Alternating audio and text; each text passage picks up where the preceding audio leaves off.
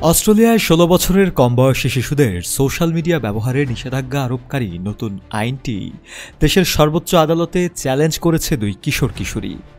তাদের নাম Noah Jones ও Messi নেইল্যান্ড। তাদের অভিযোগ, এই আইন সাংবিধানিকভাবে সঠিক নয় এবং এটি তাদের মুক্ত যোগাযোগের অধিকার হরণ করেছে। আগামী ১০ ডিসেম্বর থেকে আইনটি কার্যকর হওয়ার নির্ধারিত সময়ের আগেই তারা হাইকোর্টে বিষয়টি তুলে ধরে বিচার চাইছে।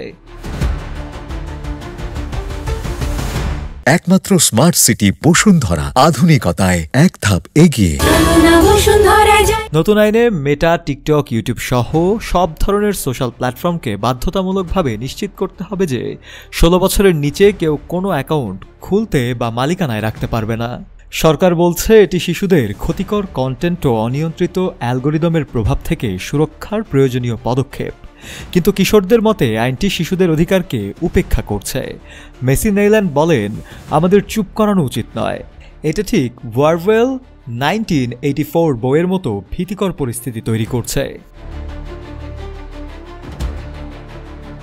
মামলার খবর প্রকাশের পর যোগাযোগ মন্ত্রী অ্যানিকা ওয়েলস পার্লামেন্টে স্পষ্ট জানিয়ে দেন, সরকার কোনো হুমকি বা আইনি চ্যালেঞ্জ, এমনকি বড় প্রযুক্তি প্রতিষ্ঠানের চাপের কাছেও নত হবে না। অস্ট্রেলীয় অভিভাবকদের পক্ষ থেকে আমরা দৃঢ় থাকব। এদিকে নিউ সাউথ ওয়েলসের আইন প্রণেতা জন রেডিকের নেতৃত্বে থাকা ডিজিটাল ফ্রিডম প্রজেক্ট জানায়, মামলাটি বুধবার হাইকোর্টে দাখিল করা হয়েছে। ডিএফপির মতে কিশোর কিশোরীরা এখন তথ্য ও যোগাযোগের প্রধান মাধ্যম হিসেবে সোশ্যাল মিডিয়ার উপর নির্ভরশীল। ফলে নিষেধাজ্ঞা বিশেষ করে প্রতিবন্ধী, প্রত্যন্ত অঞ্চলের শিশু, আদিবাসী এবং প্রান্তিক জনগোষ্ঠীর কিশোরদের বেশি ক্ষতিগ্রস্ত করবে। নোয়াহ জোন্স সরকারের নীতিকে অলস বলে মন্তব্য করে বলেন, আমরা ডিজিটাল যুগের সন্তান। আমরা চাই এই জগৎ সম্পর্কে শিক্ষিত ও সচেতন থাকতে।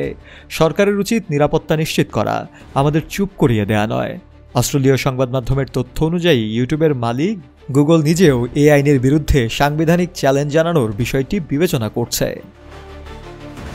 শফেল মাওলা, কালের কণ্ঠ।